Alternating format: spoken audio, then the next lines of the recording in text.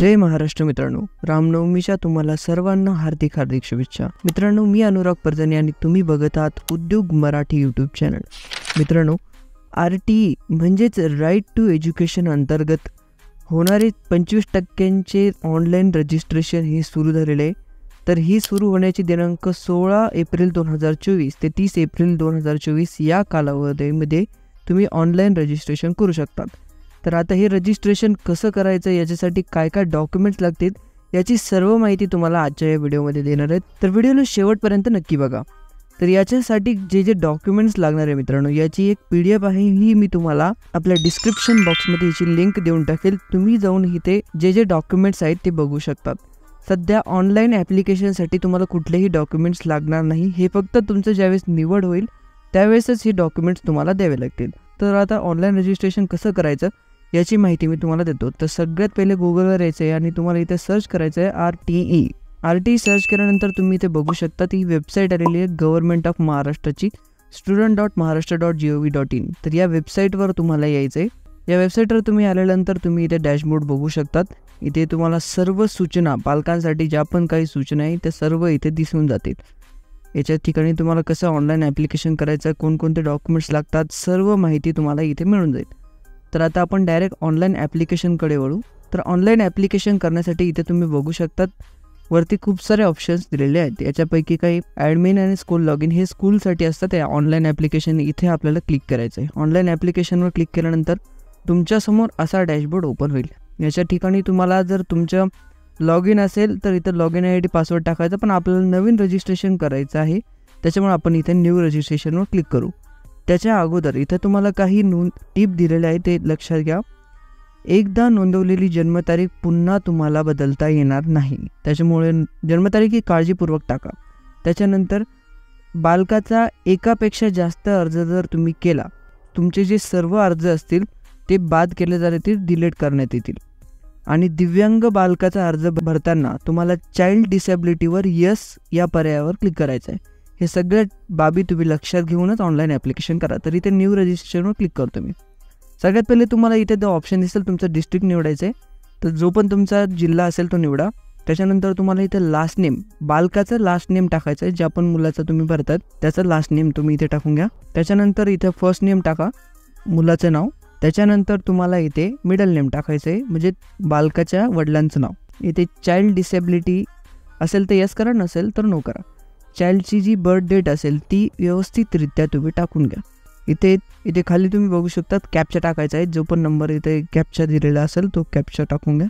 Captcha टाकल्यानंतर तुम्हाला इथे तुमचा मोबाईल नंबर टाकायचा रजिस्ट्रेशन करण्यासाठी। मुलाच्या वडिलांचा किंवा आईचा मोबाईल नंबर टाकून इथे रजिस्टर या ऑप्शनवर क्लिक करा। रजिस्टर या ऑप्शनवर क्लिक केल्यानंतर तुम्ही इथे बघू शकता ॲप्लिकेशन नंबर जनरेटेड सक्सेसफुली, तुमचा पासवर्ड तुमच्या मोबाईल नंबरवर पाठवण्यात आलेला आहे। तर हा तुमचा ॲप्लिकेशन नंबर आहे। हा ॲप्लिकेशन नंबर कॉपी करा, इथे ॲप्लिकेशन नंबरवर पेस्ट करा। आता पासवर्डच्या ठिकाणी तुमच्या मोबाईल नंबरवर जो पण काही पासवर्ड आलेला आहे तो पासवर्ड तुम्ही एंटर करा। पासवर्ड टाकल्यानंतर इथे खाली जो कॅप्चा दिलेला आहे तो कॅप्चा जसा आहे तसा टाकून घ्या। लक्षात घ्या ही सगळी माहिती तुम्हाला काळजीपूर्वक भरायची आहे। लक्षात घ्या मित्रांनो, हा टेम्पररी पासवर्ड असतो, त्याच्यामुळे तुम्हाला पुन्हा हा पासवर्ड चेंज करावा लागेल।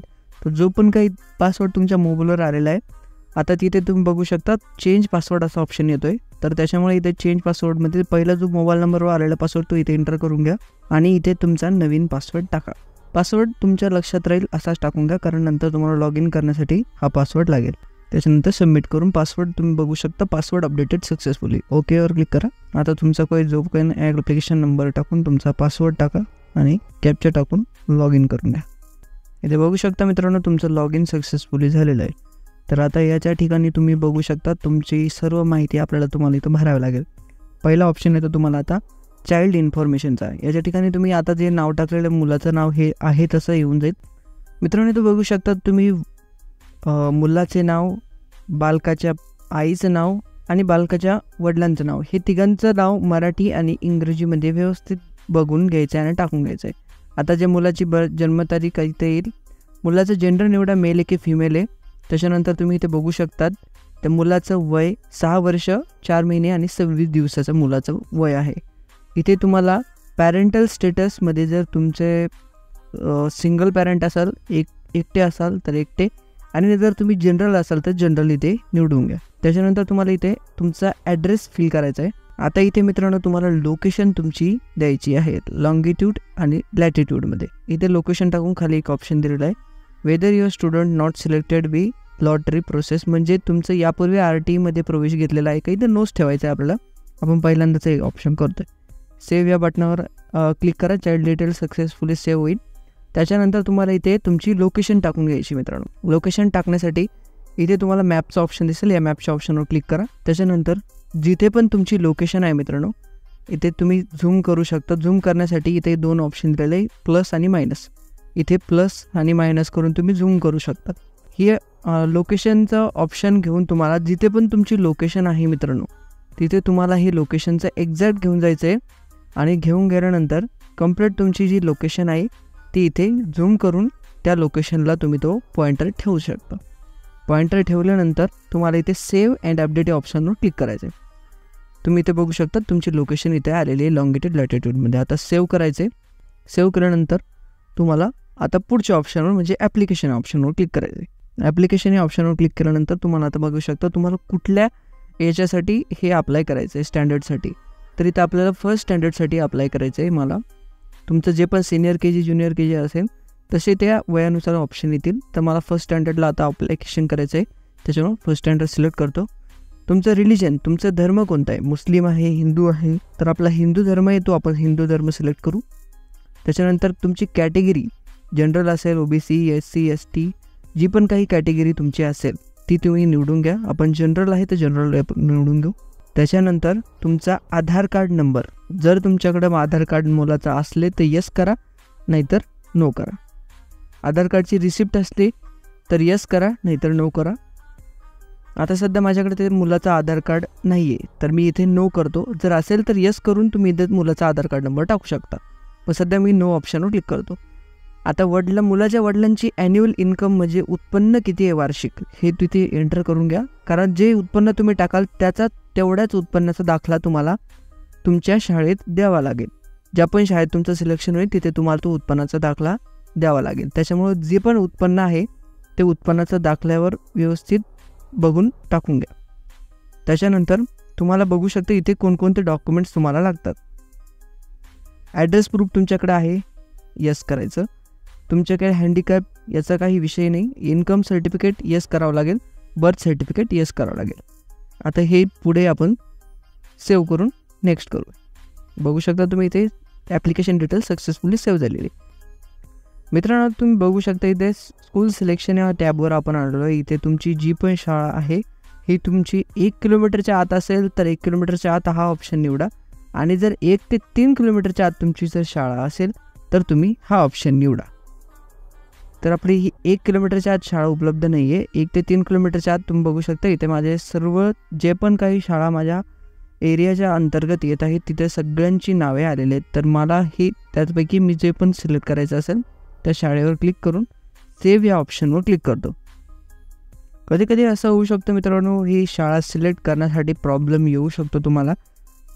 साईटवर डिपेंड असतं. तर तुम्ही जर तुमची शाळा स्कूल सिलेक्ट होत नसेल तर थोड्या वेळानंतर तुम्ही पुन्हा ट्राय करा, तुमची स्कूल सिलेक्ट होऊन जाईल. मित्रांनो तुम्ही बघू शकता तुमचं स्कूल सिलेक्शन हे सक्सेसफुली झालेलं आहे. त्याच्यानंतर आपल्याला आता पुढच्या ऑप्शनवर जायचं आहे.